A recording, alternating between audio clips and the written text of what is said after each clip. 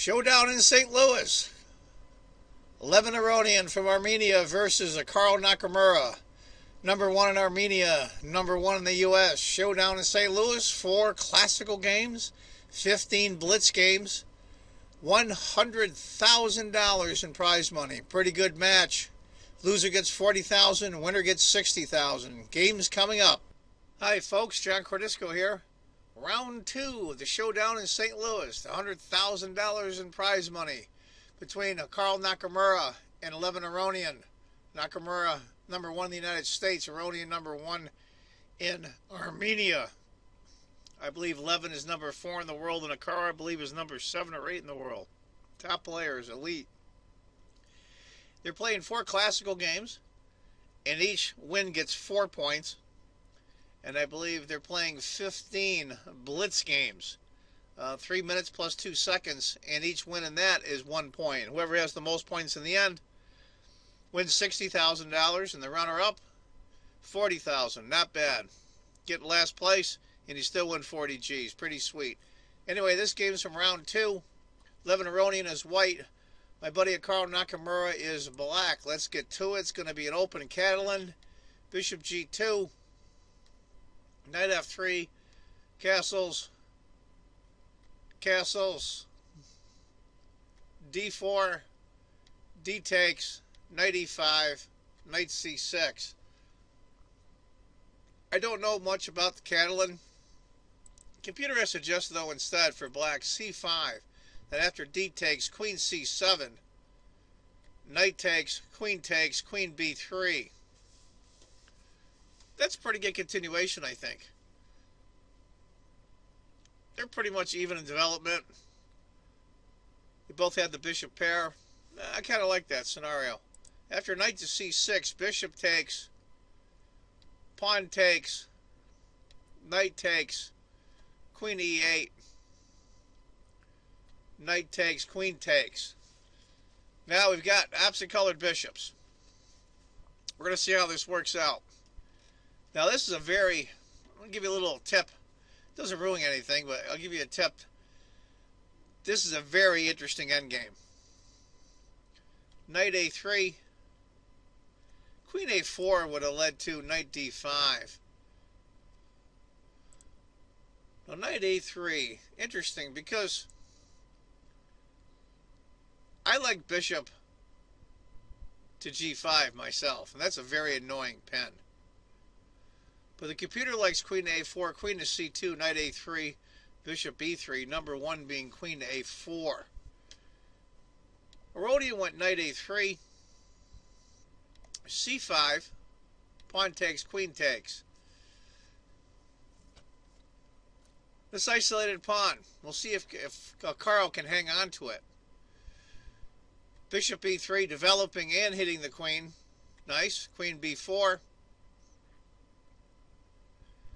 My Fritz 13 computer on off screen. He's got it about less than a half point advantage for white. We'll call it even. Queen C1. Bishop A6. Nice.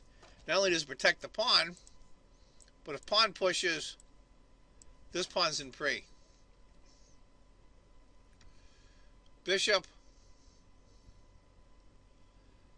Rook after D8, hitting the bishop.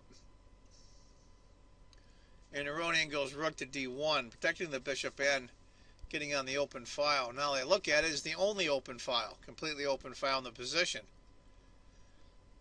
I always have trouble what to do at this stage of the game.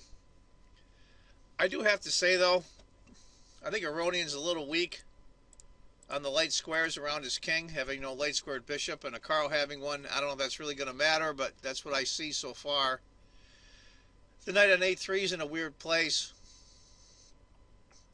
I mean, Karl does have a isolated pawn on C4, but other than that, it's pretty even, and the score of the computer shows that. It's a quarter point advantage for white, we'll call it even. Rook A to C8, of course, backing up the pawn. C3, excuse me, Queen to C3. Now the threat, of course, is bishop takes, then after pawn takes, queen takes.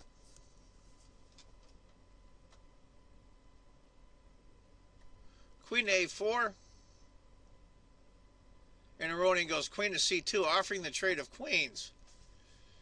Carl takes that, knight takes. Now, it's going to be interesting. How is white going to shake off this bishop that's guarding this pawn? Can't get the pawn to go by because you take in passant. So, let's see how this works out. c3. I like that move. It exposes the attack on the e2 pawn. If you get an isolated pawn, just get rid of it. And that's what he does. Bishop takes, rook takes, bishop takes. Now Carl's managed to get rid of his isolated pawn on c4. Rook to e1, bishop c4. Interesting that he went there.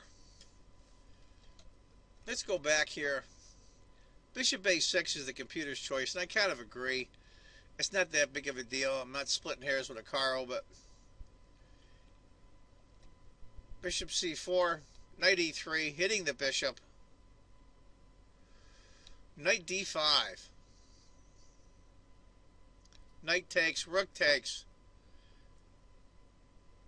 Bishop d2. Now, Levin decides to keep the bishop. He could have very well backed up the bishop with a rook on c1, but he made a conscious choice, and he just say something in the post-mortem interview you'll see at the end of the video. Both the players talk about the game, that he said, you know, it's probably drawn, but keeping that bishop this makes it a little tougher for black, and there's no risk for white, and it makes perfect sense. So he went bishop to d2. Now Carl brings the king over. Rook c1, rook takes, bishop takes. Now we all know, especially with pawns on both sides of the board, as a rule, not etched in stone, but as a rule, bishops are superior to knights. We're going to see how this works out. Carl brings the king up. They both e5. Computer likes knight to b4 here. Make him move the pawns. And then after the pawn chases off the knight, knight to d3, and I kind of agree. e5 by Carl. King to e2. e4. I'm not so sure on that move. Nothing against the Carl. He's my buddy. I like him a lot. He's America's hope to get in the World Championship. But I think king to e6 was a lot more accurate. Or maybe even f5. There's a whole bunch of moves here. That's the problem with these endgames, is there's all kinds of different moves, and they all basically score the same. So I guess it depends what your plan is. And of course, I would have no idea what a Carl's plan was. King to d2, f5. I just don't like the fact there's so many pawn moves for black. I like to see him get his king up more in the action quicker. King to c2, knight b4 check. King goes to b3, knight, bishop e3. Right now the computer literally has it at 0.00. This is a dead drawn game.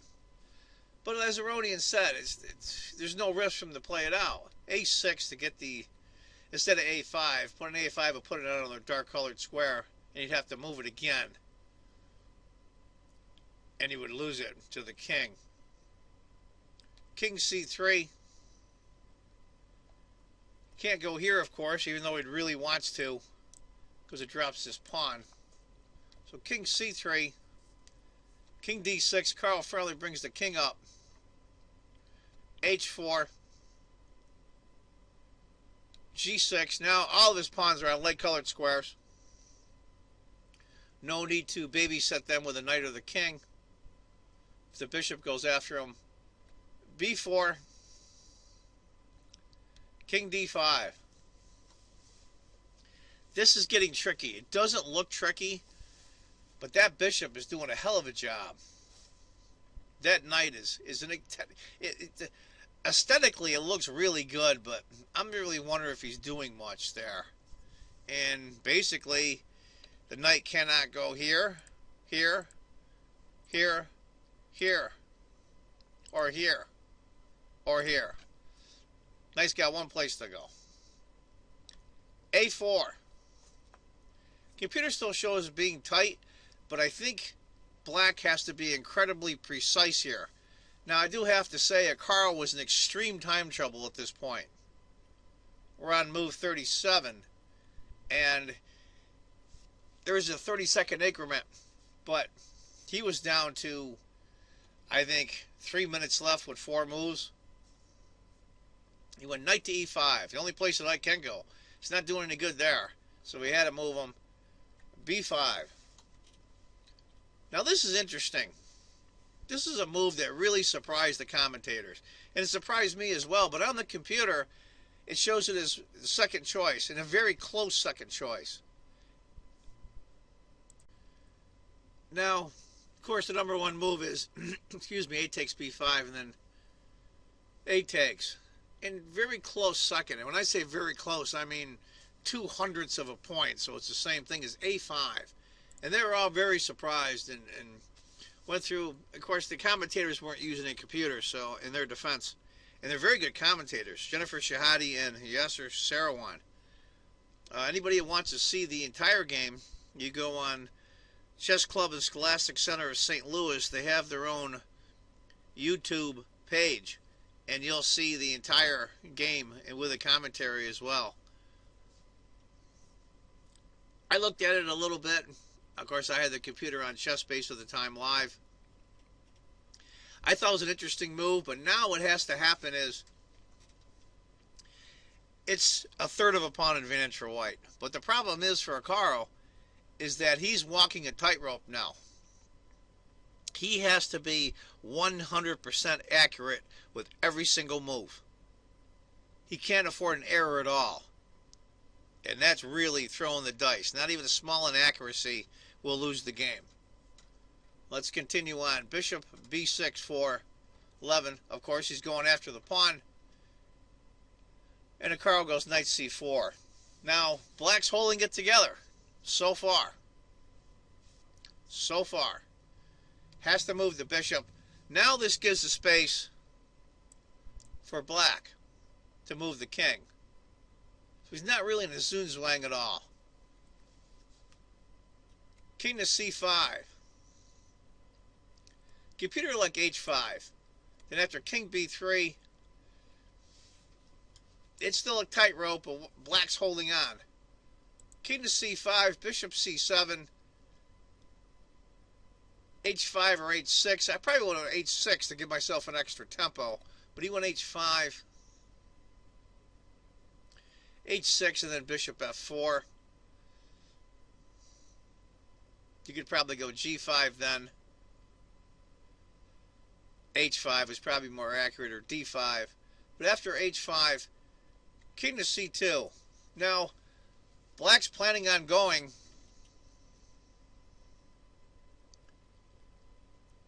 f4. That's the plan. King to d5. It's holding the position together. King to b3. Now the computer's starting to pile up the points a little bit. It's over a 2-point advantage for white. Where exactly Carl lost this draw is really hard for me to say. I'm going to have to go over the game a little bit. This is move 43. Go back maybe 10 moves. Maybe need some more analysis. Knight to d2 check, and Carl thought for a long time here. He got the extra half an hour, but this is the only way to make it really tough for white. King c3, e3. It's the only way he could do it. Pawn takes, knight e4 check. King. The knight has to come back to c5. Bishop takes, knight takes, king a3. Knight has to come back. He's still a pawn down, but he's still fighting. He's still trying to hang in there. It's less than a 2-point advantage now for white. Bishop b4. Knight e4 is the most accurate move. Close second is knight b7, and that's where Carl went. and then king a4, and that's it. Carl threw in the towel. There's no way that he can stop the eventual march of the king. Either here, king over. There's no way you can stop it. So anyway, Carl lost round 2 and he won round 1, so the score is tied right now. There's 4 points for a win in this Showdown tournament, or I should say match. So they have 4 points each with 2 more classical games to go, and then they play 15 blitz games in one day at 3 minutes plus 2 seconds. Anyway, folks, there it is, the $100,000 Showdown in St. Louis, round 2. I hope you enjoyed it. Very interesting endgame. If you want to see the post-mortem from the players, please watch the end of the video. They talk about the game and some of their thoughts on it. And as always, if you think chess is just a game, you're not playing it right. Take care, folks. Bye-bye. And I am with Grandmaster Hikaru Nakamura, one of the elite players in the world, #1 in the United States. Hikaru, this was definitely a tough game for you. It looked like you were just okay, and then things went wrong. Can you tell us what happened? Well, okay. I mean, I was completely fine. Basically, I just completely forgot about this idea of Bishop D2 and Rook C1. I mean, move 25. I mean, because the problem is at this point, I already thought it was just a simple draw. I mean, and it's just, I mean, basically, you know, if I had maybe used a little bit more time instead of just basically thinking it was a draw, I would have just gone Bishop takes A2, and I mean, it would have been a draw very easily. But I mean, it's probably still a draw, but it's quite unpleasant. You know, once I trade the rooks, even at this point, I move 26. I should go Rook D4, and you know, I mean, white's better, but it's not. I mean, nothing special. I mean, I think it should be. Again, I think it should be pretty drawish, and shouldn't be any real issues. I mean, but for some reason I traded the rooks, and I mean, basically I just thought that I thought once I got the pawn to E4, I was just drawing quite easily. So I mean, basically I just got careless. That's really the way to sum it up, because I mean.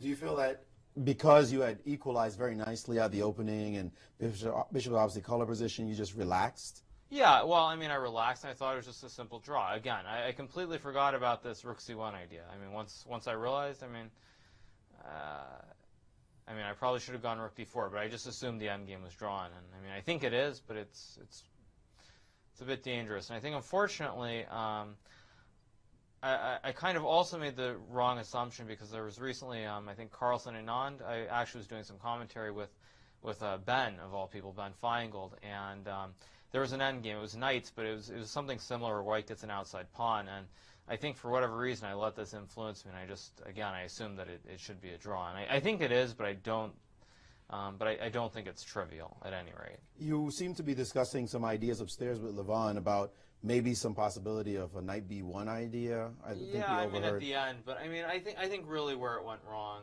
I mean, I think it's probably still drawish, you know, even here. But I think I put the knight on the wrong square. I think there's probably some better way of setting this up here with, okay, so King D2, F5. You mean when the knight got to... Yeah, somewhere right around here. I mean, okay, maybe I shouldn't have gone F5. I mean, I'm wondering, but even here, I mean, maybe it's okay. Bishop E3, A6, King C3. Now, we were shocked, if I may, we were shocked when he played the move B5 and you didn't take on B5. Was that so bad for you? Why I just assumed it was losing, actually. I mean, if I take, I mean, I don't know, what, knight D3 or something, but King B3? I don't know, I mean. The engine is giving 8. Oh, wait, sorry, not King B3, wait, back up 1 second. Actually, wait. So here, okay, knight D3, what did I see here? Because we were surprised. I think Bishop D4, yeah. Just the D4 like this. Oh, but I have F4. No, F4 is still possible. It's move 40. It is move 40, so there is that time pressure was starting to play a role in this. Yeah, wait, but King B3, what's the issue? The engine's giving H6, King C3. Actually, yeah, this is what I saw. King C3, G5, takes, F3. And this wait, but this wild move. No, wait a second. I saw this line, so did I just miss... maybe I just miscalculated the tempos then, because I saw this F4 idea, but... Yeah, somehow... I mean, maybe it's just a draw. No, I saw this line, but for whatever reason... What was the move? Okay, knight d3. Right here, the engine seems to be giving it. And what's wrong with f3? Close. Yeah, knight c5. No, I saw something here. I don't. Maybe. What's the move? No, now I'm confused because I thought this was losing. This is what I used all my time on. I was obviously going to take, and then I didn't take. That was a critical moment. Was it maybe bishop b6 is what I'm wondering now, like instead of f3. Maybe bishop b6 was what I saw. This is after takes knight d3. This yeah, bishop b6 I think is what I saw, and then I don't know. So you felt like the bishop and pawn construction was difficult. Well, the problem is White's going to bring the king just to a6. It's not simple at any rate. I don't know. Maybe it's a draw. But this was a lot trickier than you wanted it to be, for sure. Yeah, I should have just gone. I would say probably 99 out of 100 times I go bishop takes a2, but I just kind of switched off, and I just. So at this moment, when you played bishop to c4, could you have also just moved the bishop back or f3? I think. But here I just go bishop takes a2. So you should just take here. Rook a1, bishop b3, and knight d5 next move, and just forget about it. It's just a very, very easy draw. So yeah, I just went insane for one move, and after that it was just a struggle. So we saw yesterday he made a crazy move and gave you some great chances, and now today you gave him some great chances. What's going on in this match? Is it the water? Is it the cold? I don't know. I feel like I don't know. I think we've both had our moments where we haven't played so well. So I guess, objectively, an even result is pretty normal. It's just I don't think either of us would be happy with the way that the result is 1-1, I think. So what do you do to bounce back from a difficult loss like this one? Well, I wouldn't say it's difficult. I played one really stupid move. The rest of the game was more or less fine. Sure, I probably could have defended better, and maybe objectively it's a draw, but I basically played one stupid move, and after that it was difficult. So it's not that big a deal. Just come back and play better tomorrow. All right, well, we're looking forward to it. So far, decisive results. Clear. Grandmaster, indeed, a victory for you today, Levon, after a tough loss yesterday. That must feel pretty good. Tell us, just right away, let's jump into it. This opening you played at lightning speed. Was this right in your preparation for this game? I didn't really know what Hikaru is going to choose on the move number 1. So I didn't really prepare for this, but I know that there is such idea for White. The only thing that I forgot was how to react against Queen b4. And I think Queen c1 has to be a normal move, but then bishop d4 has to be the wrong way. So Queen c1, bishop a6, and bishop d4. I should play rook d1 here, I feel. Okay. And after rook ac8, I'm embarrassed to say, but Queen c3, I just forgot about Queen a4. And this seemed to be just fine for black. I was shocked that I can blunder something like this, and then I said, all right, let's just go for a draw. And then when we received the position after rook e1, I felt that Hikaru might be slightly better, but it's just a draw.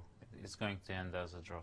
So were you surprised then when this endgame appeared on the board, knight e3, knight d5, and you had this chance to play the move bishop to d2? Okay, I knew that this is a draw, but at least, I'm not exactly in risk. Somehow, with the bishop, you always feel kind of safer. Although the bishop is not great, but a couple of mistakes, and then it might become a dominating piece as it did in the game. So what do you feel was his crucial mistake, like the one that really put it over the edge? If I was black, I wouldn't play e5, e4. I thought that was a bit too much. Was he losing now, or you think he was I much don't worse? think he's losing, but now he has to play precisely to draw. I felt some pawn endgames might be drawn, with like king d2 and king to e5 for black. But at least I keep the hope, I'm safe, I'm not going to lose, and so... So you weren't expecting too much right now, you were just playing and seeing what happens? Yeah, I was trying to play fast in order to put my opponent in time trouble, because in such positions where you have a huge chance of equally good possibilities, it's not easy sometimes to come up with one, you know. So that's what gradually happened. And after this, it certainly wasn't lost yet, but then he played this move A5, and this really shocked everyone in I the room. thought that's the only You move. think that was the only move? You think It the end felt game- like it during the game. Maybe there is some miraculous draw after take in 93, but when you're playing the game, you kind of feel that he has to do this. And I was actually thinking that if he doesn't play E3, maybe it's not so easy for me to win. You guys were discussing this after the game. Yes, yes. I believe it was It feels very close. right. Was it right here? Yeah, it feels very close, but I couldn't see it. You felt that maybe he might have a chance to save this position. Because you did this beautiful triangulation, losing moves, but even now you felt like there was an Although opportunity for the him. computer says that... King D5, and I'm winning the tempo. Right, King D5, that's easy. I forgot about King D5. At which moment? When you play Knight B1, yeah, it actually loses nicely. King to C2, Knight A3, King B3.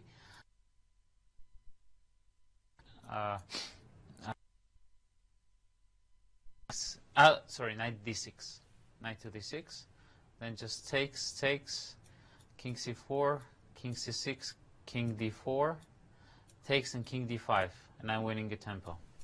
I see. Yeah, that's very important. And yeah, so he actually didn't miss anything at this point. So you were already winning. So yesterday you didn't play your best chess and ended up losing. Today he slipped up and ended up losing. What's going on in this match? Well, my loss on the first day is, I mean, some people compare me in that sense with Tal, which is very flattering, because he's famous for a history of losing on the first day of any tournament. So I think I kind of have that thing. I don't feel warm, you know. I don't feel that there is something happening, and then when I'm lost, that's when I realize it's happening. Yeah, yeah. And yes, it happened a lot with me that I lost in the first day, but I made up for it by winning tournament. All right, so it's 1-1. Score is tied. What's your expectation for tomorrow? What's your Like Queen A4. All right, well, we're happy to see the match tied. You know, as commentators, we love to see a fight. So good luck Thank in you. tomorrow's game. Get your rest today. Thanks. Grandmaster Aronian, after a fortunate